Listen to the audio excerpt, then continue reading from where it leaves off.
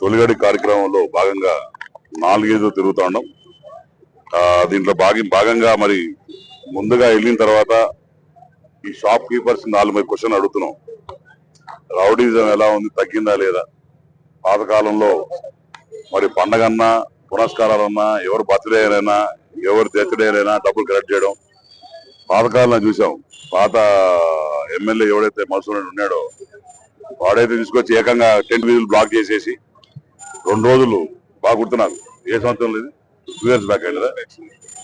దగ్గర ఒక పెద్ద ఇలా ఈశ్వరుడిని అన్నట్టు ఫీల్ అయిపోయి టెంట్లు వేసుకొని అందరికి బర్త్డే పార్టీ 4 కవరేజ్ ఇచ్చాడు. అలాంటి లేకుండా అవన్నీ కూడా దేవతామూర్తి తిరిగే స్థలంలో ఈయన బర్త్డే పార్టీలు చేసుకోవడం పూర్వం అవన్నీ లేకుండా ఎక్కడ ఇబ్బందులు లేకుండా డెవలప్మెంట్ కేంద్రంగా పనిచేస్తున్నందుకు అందరూ ఆనందం కూడా ఆశ వ్యక్తం చేశారు. ఇదే డ్రగ్ ఫ్రీ కాళహస్తి.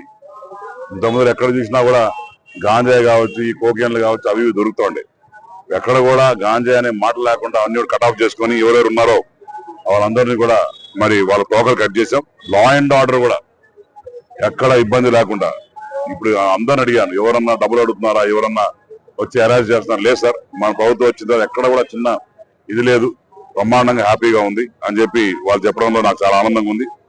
అట్నే ఈ సైడ్ డ్రైన్స్ అనేది నాకు మీ అందరూ తెలుసు, నాకే పర్సనల్ ఓసిడి ప్రాబ్లం.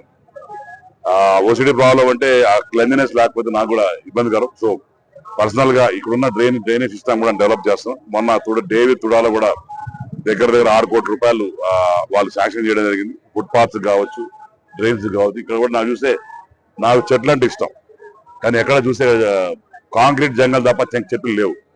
తప్పకుండా ఈ ఉన్న దాంట్లో కూడా ఎక్కడెక్కడ చెట్లు పెంచవచ్చు అనే దాని మీద కాన్సన్ట్రేట్ చేస్తాం. అట్నే ఇక్కడ కూడా సైడ్ డ్రైన్స్ చూశాను వచ్చేటప్పుడు. ఈ సైడ్ డ్రైన్స్ లో కూడా ఆ చెత్త అంతా కొద్దిగా పేరుకుపోయి ఉంది.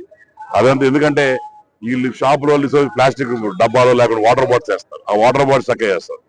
రేపు మార్నింగ్ కూడా అవన్నీ కూడా క్లీన్ చేసి పెట్టాం. అట్నే ఇంకా ఒక 2 months నుంచి కూడా పోలీసు వాళ్ళు కూడా నేను ఒక డిఫరెంట్ లెవెల్లో డిఫరెంట్ వేలో పెట్టానండి. అందరం కూడా ఇప్పుడు మఫ్టీలో కూడా తిరుగుతారు. మోస్ట్ ఆఫ్ ద పోలీసు మఫ్టీలో తిరిగి ఎక్కడెక్కడ షాప్స్ ఏమేం చేస్తున్నారు, ఏమైనా అనుమానం ఉందా, ఎక్కడ ఏమేం చేస్తున్నారు అని చెప్పి అది డ్రోన్ తో కూడా ఎక్కడన్నా 10 మంది కన్నా 5 మంది కన్నా ఎక్కువ ఆటోమేటిక్ గా డ్రోన్ సిగ్నల్ ఇస్తుంది. అలాంటి డ్రోన్స్ ఎక్విప్మెంట్ కూడా కొన్నాం. అవి కూడా అందుబాటులోకి వచ్చినాయి. ఇవన్నీ కొత్తలో టెక్నాలజీ కూడా మార్చుకొని డ్రోన్ కూడా మిమ్మల్ని పసిగట్టి పట్టే పరిస్థితి ఉంటుందని చెప్తున్నా. అట్లా ట్రాఫిక్ కూడా కొద్దిగా ఎక్కువైంది. ఎందుకంటే ఇంతమంది ఫుట్పాల్